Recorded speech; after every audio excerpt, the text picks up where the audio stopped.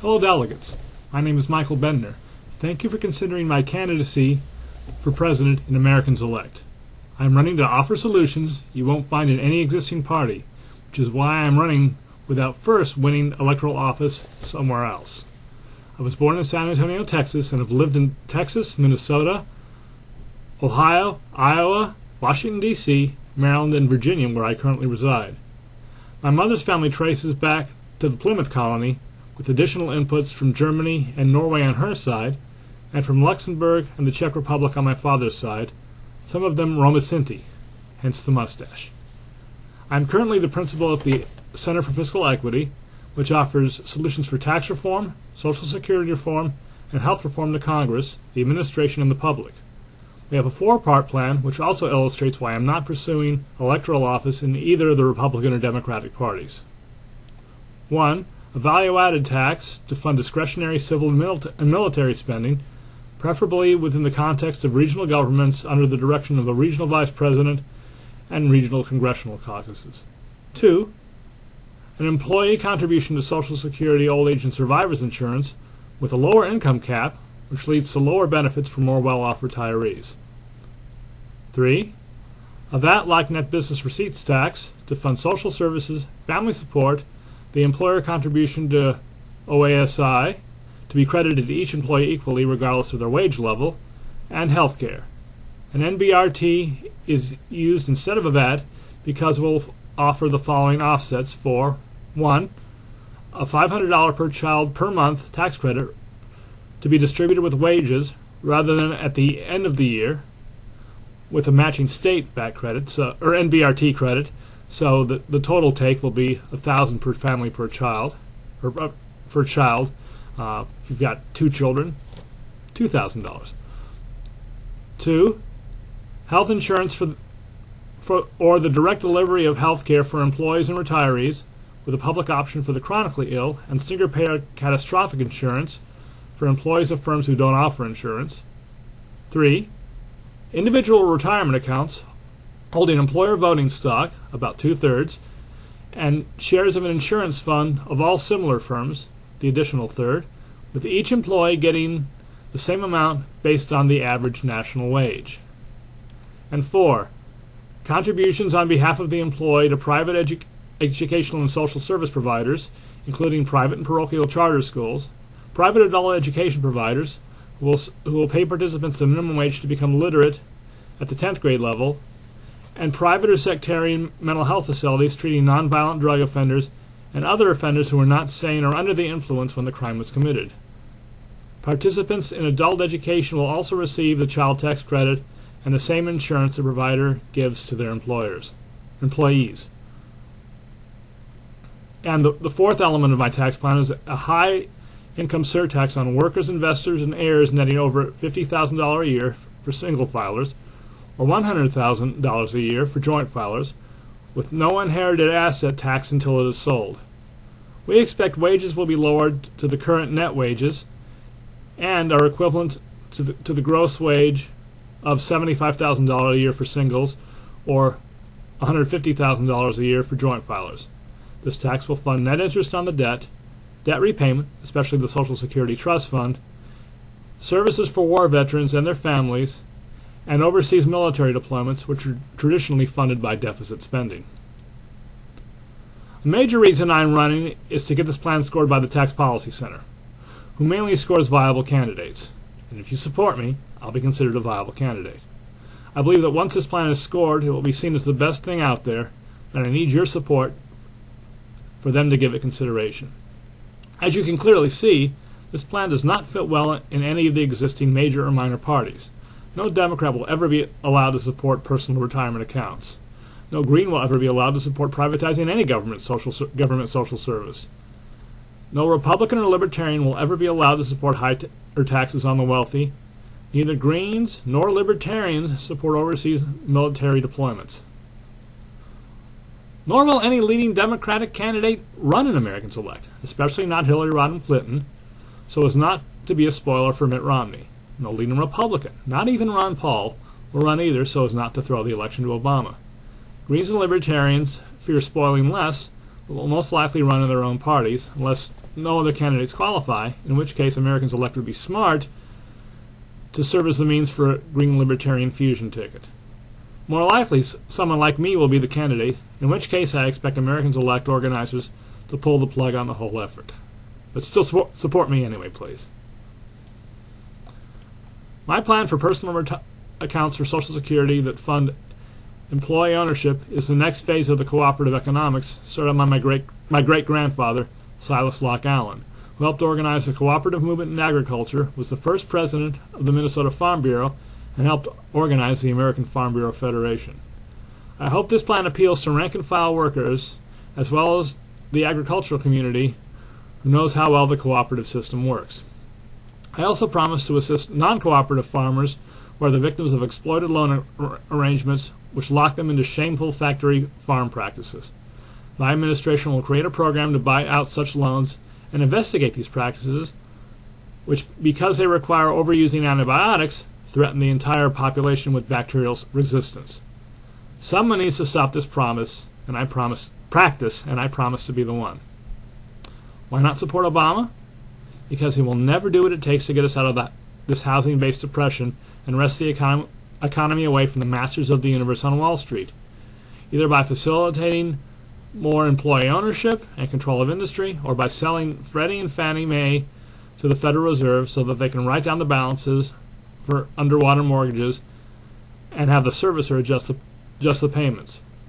This would allow people who can afford their current payment to sell their houses and buy something worth what they are paying now. This will stop home prices from the prolonged slide, start prices back up, and pull us out of what is arguably another Great Depression. We can't wait for this crisis to work itself out. We need new thinking, the kind available in Americans Elect. My resume is clearly transpartisan. In my last term at Loras College, where I graduated in 1984 with a political science degree, I interned for Senator Roger Jepsen, Republican from Iowa. After earning my Master of Public Administration degree from American University in 1986, I served as a presidential management intern as a cost analyst for the Department of the Air Force, with postings at the Pentagon and the Air Force Cost Center in Virginia, in the Flight Dynamics Laboratory, and the B-1B Systems Program Office at Wright-Patterson Air Force Base, Dayton, Ohio. After returning to AU for doctoral school, my friend Paul Strauss recruited me to help him run for the Democratic State Committee, and later for Shadow Senator in the District of Columbia. After working on John Ray's mayoral campaign, I was asked to serve as the Ward 3 Ombudsman for Mayor Marion Barry, and later served working on management reform in the Office of the City Administrator. After backing Kevin Chavis for mayor, I switched to the D.C. Statehood Party, campaign of John Gloucester, later serving as Secretary of Information for the party, and assisting its unification with the D.C. Green Party to become the D.C. Statehood Green Party. After moving to Virginia to get married, I supported Wes Clark for president and later Tim Kaine for governor and Jim Webb for Senate. During this time, I was a stay-at-home dad and wrote Musings from the Christian Left, which was published online and had the alternate title, The Christian Libertarian Party Manifesto. The manifesto got me noticed by the editor of the Free Liberal, where I was contributing editor. Dr. Paul was also had a byline in those days. I also got involved in the Libertarian Reform Caucus. During that time, the Center for Fiscal Equity submitted comments to the President's Commission to Save Social Security and the Tax Reform Task Force. In the last two Virginia primary elections, I supported Mike Huckabee because of the fair tax, which, in compromise with the Democrats, would likely look a lot like my tax plan, and Ron Paul in the recent primary. Due to the incompetence of Sarah Palin, President Obama got my vote in 2008. I heartily condemn using abortion as a political issue while not showing any knowledge of abortion case law, which is essentially what Sarah did. Wanting to repeal Roe v. Wade and not knowing why is a sign of political opportunism, not conviction. I have recently been active in the Virginia Independent Green Party as its Alexandria City Chair. The party is part of the Independence Party of America, which is actually a coalition of former reform parties, which is where Mike Bloomberg would run rather than in Americans Elect. So Mike's money is not coming here. It would go to the Independence Party, and he's showed no hint of running. Much of my career has been spent as a government contractor, often on site at federal agencies, including support for the Small Business Administration and the National Institutes of Health, doing SAS programming, for the Federal Aviation Administration doing operations research, for the Environmental Protection Agency running the Imported Vehicles Hotline, for the Department of Labor as a researcher desk officer for the H-1B Technical Skills Training Grant Program, for the DOL Office of Job Corps as an assistant asset manager, and as a contract administrator for the Department of Energy, and as a proposal coordinator for the Graduate School USA, which serves federal training needs. With all the experience I have as a contractor in the public sector, I can never run as a straight-up green candidate.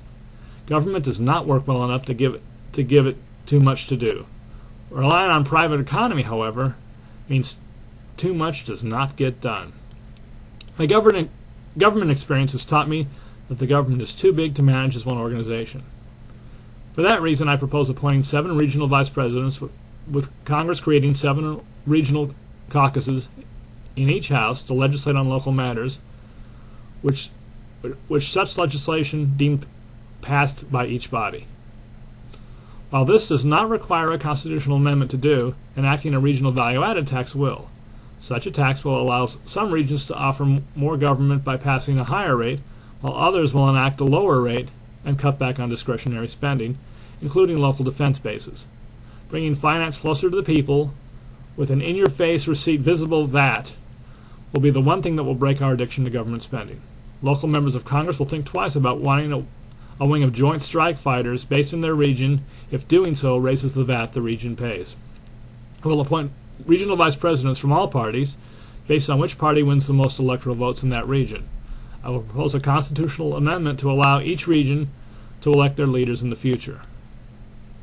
Federal property will be divided between the regions. However, native peoples will have the first dibs on land being held for them by the United States under treaty.